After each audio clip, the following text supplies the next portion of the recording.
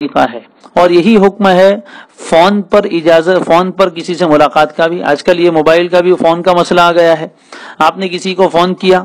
تو یہ ایسا ہی ہے جیسے آپ اس کے پاس جانا چاہتے ہیں، آپ کسی کے گھر میں جا کر اس سے ملاقات کرتے ہیں، ویسے ہی آپ فون پر بھی اس سے بات چیت کر سکتے ہیں۔ آج کل ویڈیو کالنگ ہے تو وہ تو گویا آمنے سامنے کی ملاقات ہی ہے۔ آپ نے کسی کو فون کیا،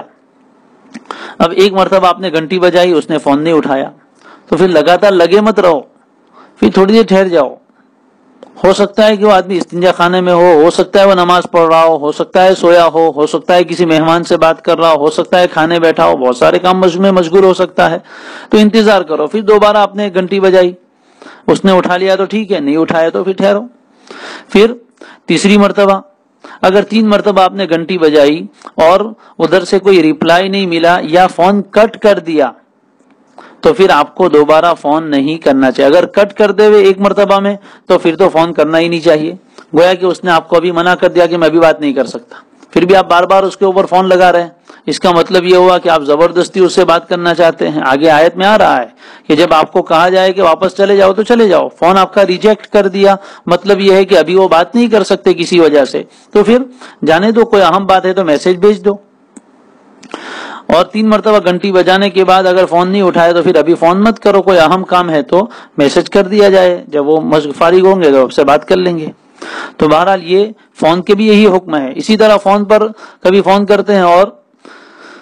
پوچھتے ہوئے کون پہچانو نے بھول بھی گئے،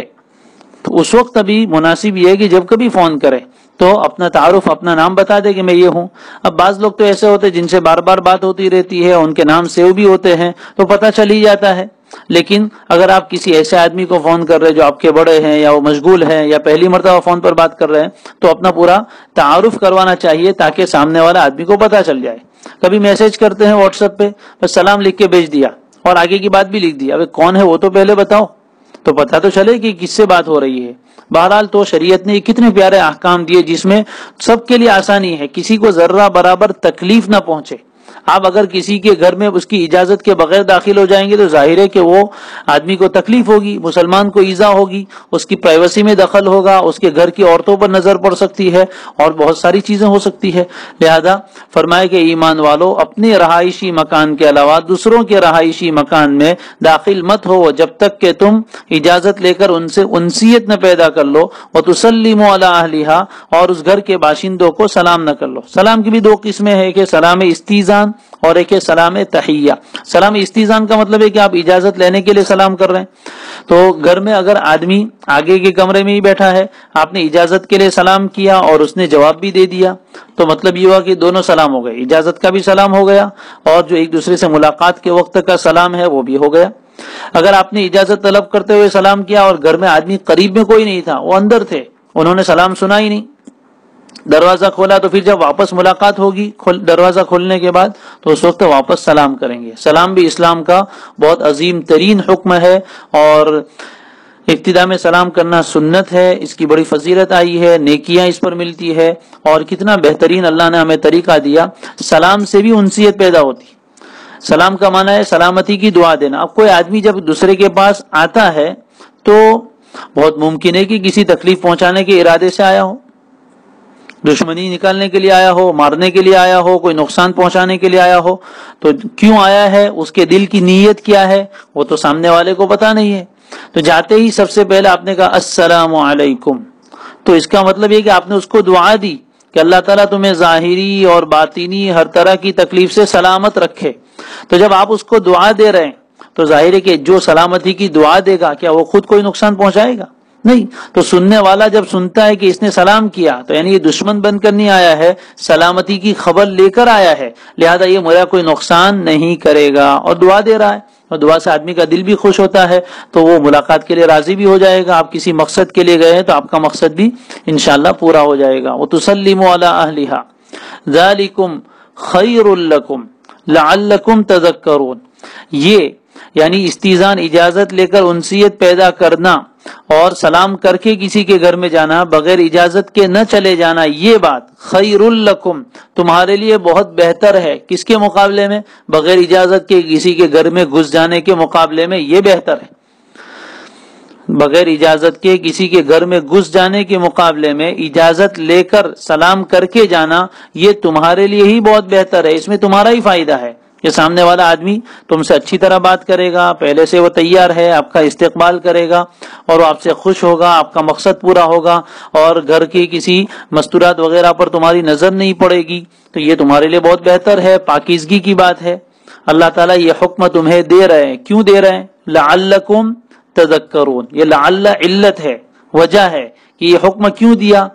اللہ نے تمہیں، یہ اچھی بات بتائی، یہ ادب سکھایا، کیوں؟ لعلکم تذکرون، تاکہ تم اپنے اس فائدے کی بات کو یاد رکھو اور یاد رکھ کر عمل کرو، جب کبھی بھی کسی کے گھر جانا ہو تو اجازت لے کر جایا کرو۔ یہ قرآن مجید کا بہت بڑا حکم ہے اور اس میں راحت ہی راحت ہے،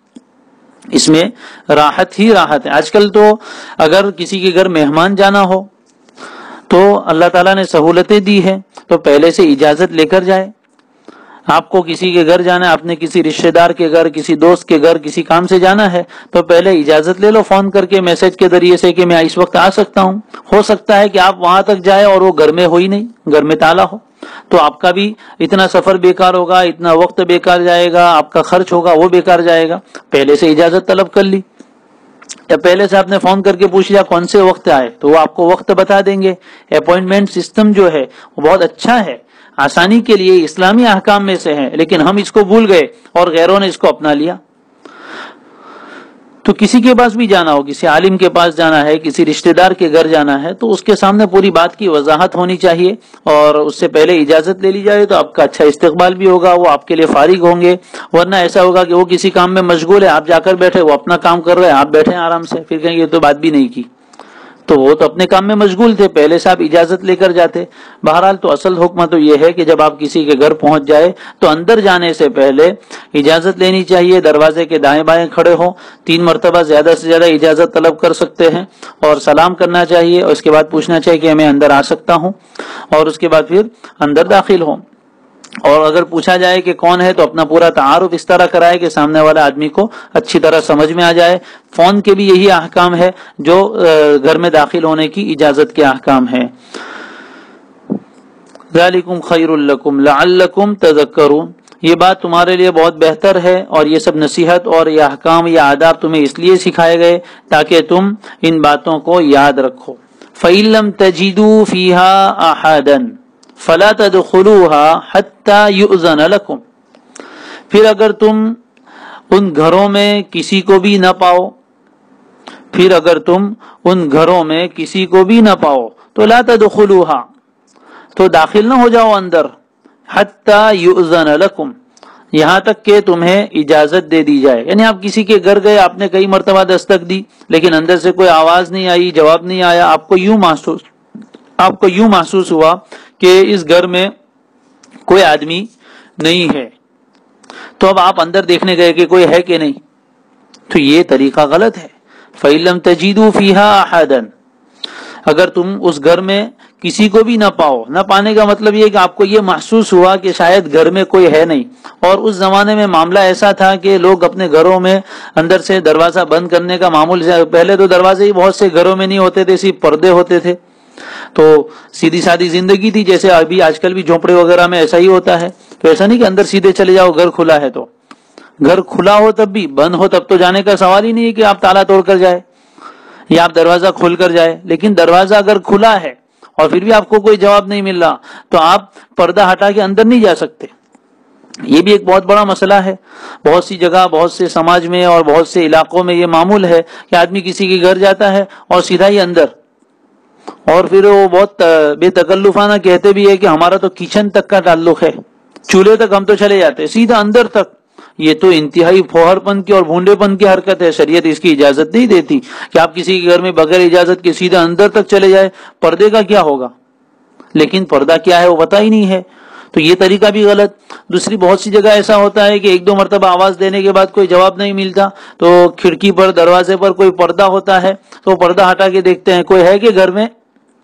تو بھی اجازت تو اسی لیے حکم دیا تھا کہ نظر نہ پڑے، آپ تو پہلے ہی اندر جھانک کر دیکھ رہے ہیں، تو جو آدمی کسی کے گھر میں جھانک کر دیکھ لے تو وہ تو ایسا ہے کہ گویا اندر گھس ہی گیا۔ تو یہ طریقہ بھی صحیح نہیں ہے کہ دروازہ پردہ ہٹا کے یا کھڑکی کانچ وغیرہ ہے تو اس میں سے اندر جھانک کر دیکھے کہ کوئی ہے کہ نہیں. یہ طریقہ غلط ہے. ہو سکتا ہے کہ گھر میں کوئی ہو لیکن آپ کی آواز نہ آئی ہو،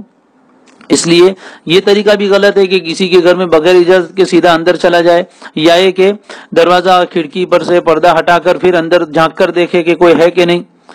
اور اسی طرح بہت سی مرتبہ ایسا ہوتا ہے کہ دروازہ کھول کے اندر چلے جاتا ہے، سیدھے ہی مہمان آئے ہیں اور اندر چلے. تو یہ طریقہ بھی صحیح نہیں. اس میں بہت سی مرتبہ فساد ہوتا ہے، بہت سی برائیاں اور بے حیائیاں وجود میں آتی ہے. اور ایک انسان کو جب پتہ چلتا ہے کہ اس نے ہمارے گھر کی عورتوں پر اس حال میں نظر ڈالی ہے تو اس کو بہت برا لگتا ہے، وحشت دل میں پیدا ہوگی، نفرت ہو جائے گی، تو تمہارا مقصد پورا نہیں ہوگا اور یہیں سے سب بے حیائی کے دروازے کھلتے. ہو سکتا ہے کہ گھر میں اکیلی عورت ہی اور کوئی نہ ہو. بلکہ علماء نے تو یہاں تک بیان فرمایا ہے اوپر کی آیت میں کہ اپنے گھر سے مراد خاص وہ گھر جس میں اپنی بیوی اور بچے ہی رہتے ہیں. باقی اگر جوائنٹ فیملی ہے، گھر میں اپنی بیوی بچوں کے علاوہ بھائی بھی ساتھ میں رہتے ہیں، ان کی فیملی بھی ہے، والدہ بھی ہے اور دوسرے لوگ بھی ہیں، تو اپنے گھر میں بھی اجازت لے کر جانا چاہیے. ایک صحابی نبی اکرم صلی اللہ علیہ وسلم کی خدمت میں آئے اور عرض کیا، اللہ کے رسول، میں اور میری والدہ ہم دو ہی گھر میں رہتے ہیں، والدہ بہت ضعیف اور بوڑھی ہے اور ان کی خدمت کے لیے بھی کوئی نہیں ہے، تو کیا مجھے ان کے پاس جانا ہو تب بھی اجازت لے کر جاؤں؟ آپ نے فرمایا کہ جی ہاں. تو انہوں نے دوبارہ پوچھا، اللہ کے رسول، ان کا کوئی خادم بھی نہیں ہے، ہم ساتھ میں ہی رہتے ہیں، پھر بھی اجازت لوں؟ آپ نے فرمایا جی ہاں. پھر انہوں نے تیسری مرتبہ پوچھا تو آپ نے فرمایا، حکمت بیان فرمائی، کیا تو اس بات کو پسند کرتا ہے کہ تیری نظر تیری ماں پر اس حال میں پڑے کہ اس کے بدن پر کپڑا نہ ہو سکتا ہے کہ اکیلی ہونے کی حالت میں گرمی کی وجہ سے یا کسی اور وجہ سے اس نے اپنے بدن کے زائد کپڑے اتار کر رکھے ہو اور تم یا وہ کپڑے تبدیل کر رہی ہو اور ایسی حالت میں تم پہنچ گئے، تو نتیجہ کیا ہوگا کہ تمہاری نظر اپنی ماں پر اس حال میں پڑے گی جو تمہیں بھی اچھا نہیں لگے گا، ماں کو بھی اچھا نہیں لگے گا، بے حیائی ہے. بیٹی پر اگر اس حال میں نظر پڑی تو کیا ہوگا؟ بہن ہے گھر میں، اس پر اس ستم سازیوں میں جو بے باک